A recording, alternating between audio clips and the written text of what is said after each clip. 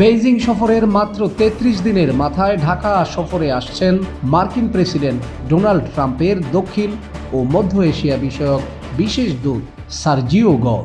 প্রশ্ন উঠেছে, এটি কি কেবল সৌজন্য সফর, নাকি বাংলাদেশের জন্য নতুন কূটনৈতিক পরীক্ষা শুরু?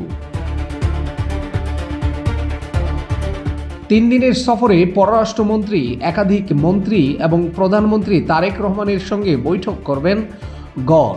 রোহিঙ্গা ক্যাম্পেও পরিদর্শন করবেন তিনি। তবে সবচেয়ে গুরুত্বপূর্ণ বৈঠকটি হবে প্রধানমন্ত্রীর সঙ্গে, যেখানে আলোচনার কেন্দ্রে থাকতে পারে বাংলাদেশের পররাষ্ট্র নীতি, চীনের সঙ্গে সম্পর্ক এবং ভবিষ্যতের কৌশলগত পরিকল্পনা। বিশ্লেষকদের মতে, ওয়াশিংটন এখন জানতে চায় বেইজিং সফরের পর বাংলাদেশের পরবর্তী কূটনৈতিক পথ কী। বিশেষ করে তিস্তা মহাপরিকল্পনায় চীনের সম্পৃক্ততা, অবকাঠামো বিনিয়োগ এবং কৌশলগত সহযোগিতা নিয়ে যুক্তরাষ্ট্রের আগ্রহ এখন তুঙ্গে। একই সঙ্গে ভারতের নিরাপত্তা উদ্বেগ এই আলোচনায় গুরুত্বপূর্ণ হয়ে উঠতে পারে। শুধু তিস্তাই নয়, বাংলাদেশের ডিজিটাল ভবিষ্যৎ নিয়েও রয়েছে মার্কিন আগ্রহ। কৃত্রিম বুদ্ধিমত্তা, টেলিযোগাযোগ অবকাঠামো, ডিজিটাল অর্থনীতি এবং প্রযুক্তি খাতে ভবিষ্যৎ নীতিমালা এমনভাবে গড়ে তোলার প্রত্যাশা করছে ওয়াশিংটন, যাতে মার্কিন কোম্পানিগুলো বিনিয়োগ কোনো বাধার মুখে না পড়ে।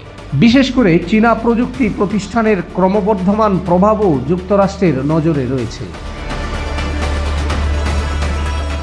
অন্যদিকে সরকার বলছে, কোনো চাপ নয়, বাংলাদেশ এগোবে শুধুই জাতীয় স্বার্থকে সামনে রেখে। প্রধানমন্ত্রী তারেক রহমান ঘোষিত বাংলাদেশ ফার্স্ট নীতির ভিত্তিতেই বেইজিং ও ওয়াশিংটন দুই শক্তির সঙ্গেই ভারসাম্যপূর্ণ সম্পর্ক বজায় রাখতে চায় ঢাকা। এখন সবচেয়ে বড় প্রশ্ন, ট্রাম্পের বিশেষ দূত কি শুধু বার্তা নিয়ে এসেছেন, নাকি বাংলাদেশের সামনে তুলে ধরবেন নতুন কোনো কৌশলগত সমীকরণ? তিস্তা থেকে প্রযুক্তি, বাণিজ্য থেকে ভূরাজনীতি, সব মিলেই এই সফর বলে দিতে পারে আগামী দিনে বৈশ্বিক শক্তির প্রতিযোগিতায় বাংলাদেশের অবস্থান কতটা গুরুত্বপূর্ণ হতে যাচ্ছে।